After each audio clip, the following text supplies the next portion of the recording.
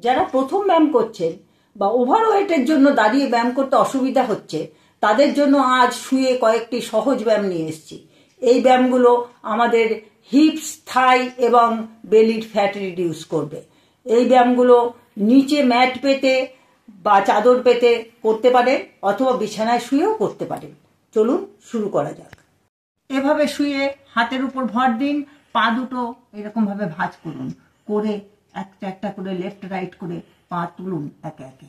1 2 3 4 5 6 7 8 9 10, যতটা পারবেন তুলবেন। এভাবে 30 বার করুন। 30 বার করলে 1 সেট হলো, 4 সেট ব্যায়াম করুন। দ্বিতীয় ব্যায়াম, পা দুটো এরকম ভাবে ভাঁজ করে রাখুন। ভাঁজ করে এবারে হাতটাকে সোজা রাখুন। সোজা রেখে এইভাবে পেলভিক স্ট্রেচিং এর মতো দুদিকে পা দুটো এরকম শুইয়ে দিন। 1 2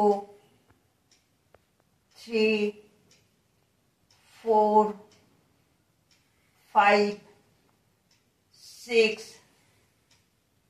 7 8 9 10, 30 বার করুন, 4 সেট ব্যায়াম করুন। পরের ব্যায়াম, পা ঠিক এইরকম হাঁটু ভেঙেই থাকবে।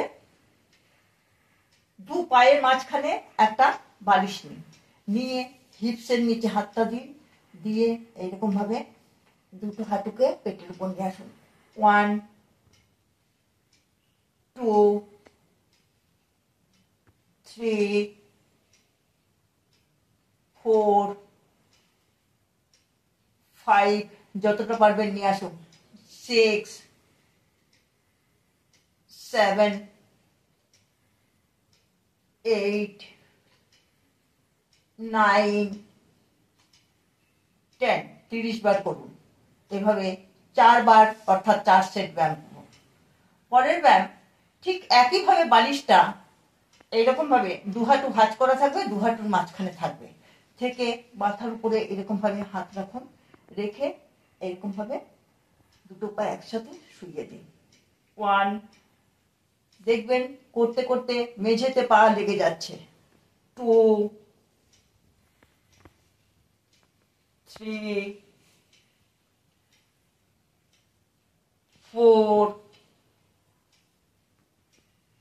5 6 7 8 9 10, এভাবে 30 বার করুন, 4 সেট ব্যায়াম করুন। পরের ব্যায়াম, হাঁটু এরকম ভাঁজ করাই থাকতো, হাঁটুর নিচে আর থাইয়ের মাঝখান দিয়ে বালিশটা চেপে ধরুন। চেপে ধরে হাত সাইড রাখুন এরকম ভাবে। 1 2 3 4 5 6, পেটের উপর যতটা পারবেন নিয়ে আসুন। 6 7 8 9 10, এভাবে 30 বার করুন, 4 সেট ব্যায়াম করুন। যদি ভিডিওটা ভালো লাগে চ্যানেলটা সাবস্ক্রাইব করে দিন, আর আপনারা কমেন্ট করে জানান আমার কাছে কোন ধরনের ব্যায়াম আপনারা দেখতে চান।